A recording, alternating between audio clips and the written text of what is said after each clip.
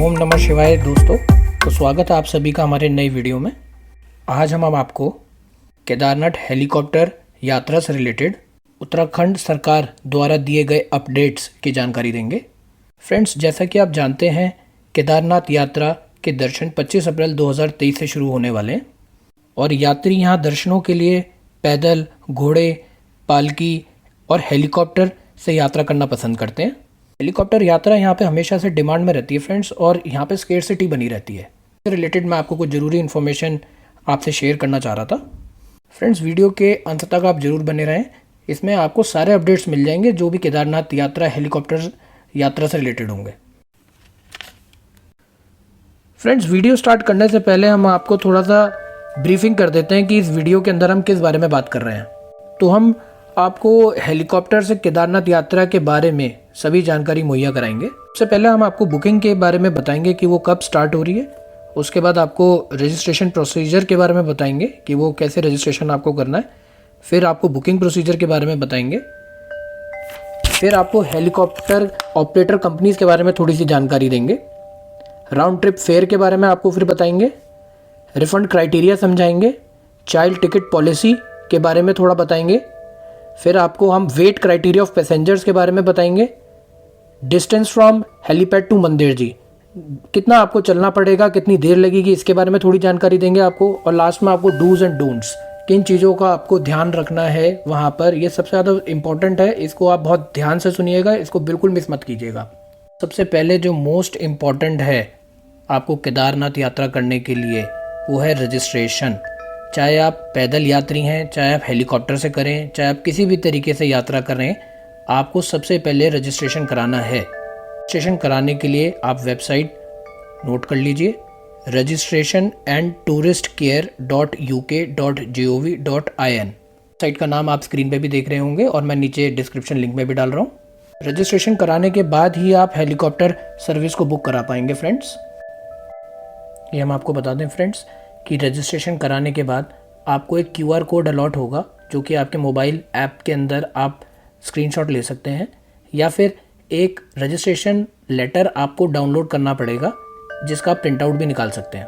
इस QR code की friends आपको जगह जगह आपको इस्तेमाल करना होगा, जैसे कि मंदिर के एंट्रेंस के पास दर्शनों के वक्त और हेलीपैड एरिया के आसपास कहीं पर भी आपको ये दिखाना पड़ेगा। ये बेसिकली आपकी एक आइडेंटिटी है, ऑथेंटिसिटी है कि कोई गलत आदमी नहीं जा रहा है दर्शनों के लिए और हेलीपैड सर्विस के अंदर।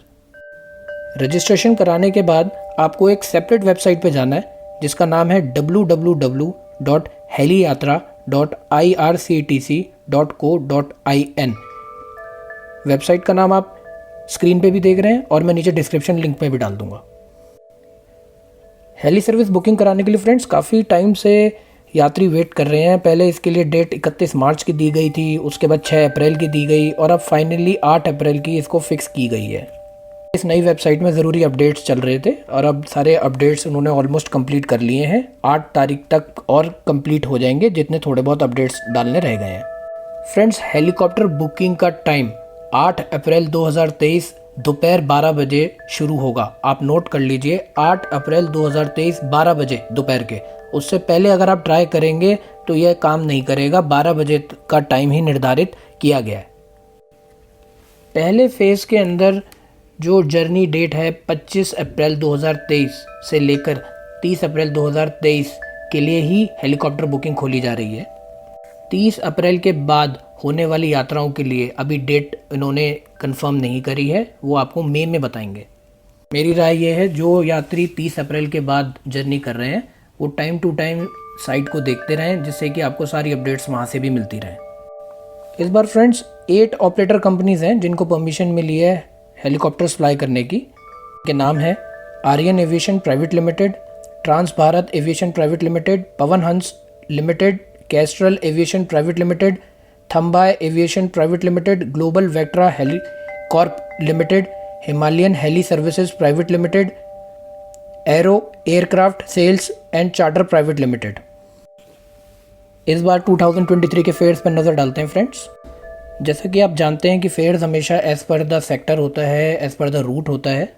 तो गुप्त काशी से श्री केदारनाथ मंदिर जी का जो राउंड ट्रिप फेयर है वो 2023 में 7740 7,740 रुपये है। पिछले साल का फेयर ये 7,730 रुपये था, इसमें 10 रुपये का इंक्रीमेंट हुआ है।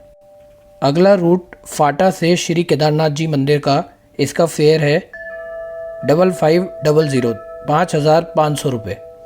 2022 पिछले साल इसका जो फेयर था वो था 4,720 रुपये, इसमें भी इंक्रीमेंट हुआ है 780 रुपये। तीसरा रूट है हमारा सिरसी से श्री केदारनाथ मंदिर जी का, इसका राउंड ट्रिप फेयर है फ्रेंड्स 5498 5,498 रुपये। 2022 में ये फेयर था 4,680 4,680 रुपये, तो इसमें भी 818 रुपये का इजाफा हुआ है।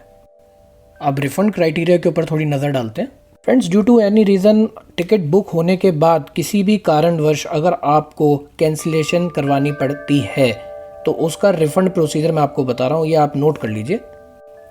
शेड्यूल टाइम, जो भी आपका शेड्यूल टाइम है बोर्डिंग का, अगर उस टाइम से लेकर के और उससे पहले 24 घंटे तक अगर आप कैंसिलेशन कराते हैं तो ज़ीरो रिफ़ंड है फ्रेंड्स, इस बात का आप ध्यान रखिएगा, कोई रिफ़ंड आपको नहीं मिलेगा। उससे पहले 24 घंटे से 48 घंटे तक आपको 25% रिफ़ंड मिलेगा, 48 घंटे से 5 दिन तक 50% रिफ़ंड मिलेगा और 5 दिनों से पहले तक आपको 75% मिल जाएगा। इस बात का आपको ध्यान रखना फ्रेंड्स कि जिस तरह से आपने टिकट्स बुक कराई हैं IRCTC की वेबसाइट से, उसी प्रोसीजर में आपको कैंसिलेशन भी करानी है और उसी मोड से ही होगी वो। मैं आपको एक अपडेट और दूंगा यहाँ पे, अगर किसी भी वजह से due to any natural calamity जैसे बारिश, तूफान या कोई भी इस तरह की कोई चीज़ होती है जिसके अंदर बैड वेदर कंडीशंस की वजह से आपकी जो फ्लाई है वो कैंसिल होती है, तो वो आप गवर्नमेंट पॉलिसी ये कहती है कि आपको 100% रिफंड मिलेगा उसका। पर इसमें जो भी आपने पेमेंट गेटवे चार्जेस दिए होंगे, ट्रांजैक्शन चार्जेस या कन्वीनियंस चार्जेस दिए होंगे, वो आपको खुद पे करने होंगे। As per the policy refund आपके अकाउंट के अंदर 5 to 7 वर्किंग डेज में आ जाएगा। अब आते हैं चाइल्ड टिकट पॉलिसी पर। ये बता दूं आपको मैं कि हेलीकॉप्टर में 2 साल से ऊपर का कोई भी अगर बच्चा जाता है तो उसका वो पूरा टिकट लेंगे। इसी तरह से अगर कोई 2 साल से कम एज का बच्चा है तो उसका कोई टिकट नहीं लगेगा। इसका आप ध्यान रखें फ्रेंड्स कि एक फ़्लाइट के अंदर केवल 2 बच्चे ही अलाउड होते हैं एज पर द पॉलिसी। अब नेक्स्ट आते हैं वेट क्राइटेरिया ऑफ पैसेंजर्स पर। फ्रेंड्स, बोर्डिंग पास इशू होने से पहले हेलीकॉप्टर ऑपरेटर हमेशा पैसेंजर का पहले वेट करते हैं, उसके बाद वो वेट नोट होता है और उसके बाद ही बोर्डिंग पास इशू होता है। एज पर द पॉलिसी अगर किसी भी पैसेंजर का वेट 80 kgs है या उससे कम है तो फेयर जो है वही आपका लगेगा, उसके अलावा आपको वहाँ पे कोई पेमेंट अलग से नहीं करनी है। पर अगर आपका वेट 80 kg से ऊपर है तो पर केजी आपको 150 रुपीज़ एडिशनल वेट चार्जेस वहाँ पर आपको पे करने होंगे। फॉर एग्जांपल आपका वेट 82 kgs है तो आपको 2 किलो के एक्स्ट्रा पैसे देने पड़ेंगे, तो 150 + 150 300 रुपये आपको एक्स्ट्रा पे करने पड़ेंगे। हेलीपैड से मंदिर जी तक का रास्ता लगभग 1 किलोमीटर का है, जो कि आपका आसानी से आधे घंटे के अंदर कवर हो सकता है। अब कुछ डूज एंड डोंट्स के ऊपर नज़र डाल लेते हैं फ्रेंड्स, जो कि आपको ध्यान रखना है कि आपको ये कतई नहीं करना है। फ्रेंड्स, नए रूल के मुताबिक आपको अगर हेलीकॉप्टर अगर आपको बोर्ड करना है तो आप वहाँ पे कम से कम 1 घंटे पहले वहाँ पे पहुँच जाएं, जो इनका जहाँ से ये हेलीकॉप्टर आपका फ्लाई करना स्टार्ट करता है। अगर आप किसी भी कारण वहाँ पे लेट होते हैं पहुँचने में तो ये समझ लिया जाएगा कि पैसेंजर नहीं आ रहा है। वैसे तो गवर्नमेंट एडवाइस के अकॉर्डिंगली कम से कम 2 घंटे पहले वहाँ पर आप पहुँचें, जिससे कि आपका इजी चेक इन प्रोसेस हो जाए। पैसेंजर किसी कारणवश निर्धारित समय पे नहीं पहुँचता है तो वो कोई रिफ़ंड वगैरह आपको बिल्कुल नहीं देंगे। फ्रेंड्स, हेलीपैड के एंट्री पॉइंट पे आपके टिकट्स भी चेक होंगे। अगर उस वक्त ऑपरेटर को ये पता लगता है कि कोई भी टिकट फेक है या डुप्लीकेट है तो पैसेंजर्स को वो बिल्कुल अलाउ नहीं करेंगे फ्लाई करने के लिए, तो आप ज़रा इस चीज़ का ध्यान रखें। जब आप हेलीकॉप्टर बोर्ड करने से पहले आप काउंटर पे जाएंगे तो वहाँ पे आपके आईडी प्रूफ चेक होंगे, तो आप इस बात का ध्यान रखें कि वहाँ पर आपको ओरिजिनल आईडी कार्ड ही लेके जाना है, कोई भी डुप्लीकेट आईडी कार्ड आपको वहाँ पे नहीं चलेगा आपका। ऐसे में पैसेंजर्स को फ्लाई करने के लिए डिनाई भी कर सकते हैं और कोई रिफ़ंड भी नहीं मिलेगा। तीसरा, जैसे कि मैंने आपको बताया है कि प्रत्येक पैसेंजर का जो वेट है वो 80 किलो के आसपास अगर होता है तो उसके कोई चार्जेस नहीं है, और अगर 80 किलो से ऊपर होता है तो प्रति किलो 150 रुपये लिए जाएंगे। ऐसे में अगर कोई भी पैसेंजर वहाँ कहता है कि जी हम तो नहीं देंगे, हमारा तो कम है या कुछ है, तो वो उनका जो वहाँ पे सिस्टम है उसी के अकॉर्डिंगली वो उसको अपना सिस्टम बनाएंगे और उसी के हिसाब से आपको चलना पड़ेगा। अगर कोई आर्ग्यूमेंट या कुछ होती है तो वो आपको वहाँ पे डिनाई कर देंगे बोर्ड करने के लिए और कोई रिफ़ंड नहीं दिया जाएगा। इस चीज़ का आप ध्यान रखें फ्रेंड्स कि जो आपके हाथ में बैगेज होगा या कोई बैग आप लेके जा रहे हैं तो उसका वेट 2 किलो से ज़्यादा नहीं होना चाहिए कि और केवल एक बैग ही आप लेके जाएं, दूसरा बैग वो अलाउ नहीं करेंगे। नियमों के अनुसार अगर आप हेलीकॉप्टर से केदारनाथ के अंदर अराइव करते हैं जब, तो उसके बाद जैसे ही आप लैंड करेंगे उसके 1.5 घंटे के अंदर आपको वहाँ पर वापस आना है वापस जाने के लिए। अगर आप नहीं पहुँचते हैं वहाँ पर तो वो आपका टिकट कैंसिल हो जाएगा और आपको कोई रिफ़ंड नहीं मिलेगा। कई बार ऐसा होता है फ्रेंड्स कि लाइन बहुत लंबी है, वहाँ पे वेटिंग पीरियड काफ़ी टाइम लग रहा है जितने भी यात्री हैं उनको दर्शन करने के लिए। तो ऐसे के अंदर जब आप वहाँ से उतरें हेलीपैड पे तो आप वहाँ पे कोई भी ऑफिसर या किसी भी अधिकारी से वहाँ पर आप ये पता कर लें कि सर ऐसी ऐसी सिचुएशन है, वहाँ पे कितना टाइम लग रहा है, तो वो आपको गाइड कर देंगे। और एक बार आप उनसे ये समझ लीजिए कि 1.5 घंटे में ही वापस आना है या अगर वहाँ पे लाइन ज़्यादा है, समय ज़्यादा लग रहा है तो थोड़ा टाइम और भी हम रुक सकते हैं। फ्रेंड्स, अगला पॉइंट मैं आपको ये बताना चाह रहा हूँ, इस बात का आप ध्यान रखिए कि आपके साथ कोई भी ऐसा सामान ना हो जो आपको परेशानी में डाले। वहाँ पर जगह जगह पे लेटेस्ट अलार्म डिवाइसेस इंस्टॉल हुए हुए हैं। इसके अंदर कोई भी आपकी चीज़ अगर डिटेक्ट होती है तो आप अरेस्ट भी हो सकते हैं। मसलन तौर पे मैं आपको बता दूं, जैसे किसी के पास भी कंप्रेस्ड गैसेस हैं, करोसिव्स हैं, एक्सप्लोसिव इनफ्लेमेबल लिक्विड्स या सॉलिड्स हैं, इस तरीके के रेडियो एक्टिव मटेरियल्स हैं, पॉइजन है, फायर आर्म्स हैं, शॉप ऑब्जेक्ट्स लाइक नाइफ है, तो आपको इस तरीके का सामान कोई भी अपने साथ कैरी नहीं करना है, बाद में आपको परेशानी ना हो, इसलिए मैं आपको पहले ही आगाह कर रहा हूँ इस चीज़ के लिए। जैसा कि मैंने आपको पहले भी बताया, जो रजिस्ट्रेशन के बाद बुकिंग के लिए जो वेबसाइट गवर्नमेंट ने निर्धारित बता रखी है आपको, वो है www.heliyatra.irctc.co.in। तो इस बात का आपको ध्यान रखना है कि जो आपको बुकिंग करानी है वो IRCTC की साइट से ही करानी है। आप किसी भी और साइट के चक्कर में ना पड़ें, वो साइट फेक भी हो सकती है जिसके अंदर आपकी जो पेमेंट है उसका आपका लॉस भी हो सकता है और आपको कोई रिफ़ंड नहीं होगा और आपको परेशानी और होगी। तो इस बात का ध्यान रखें फ्रेंड्स कि आप कोई भी गलत साइट से बुकिंग ना कराएं।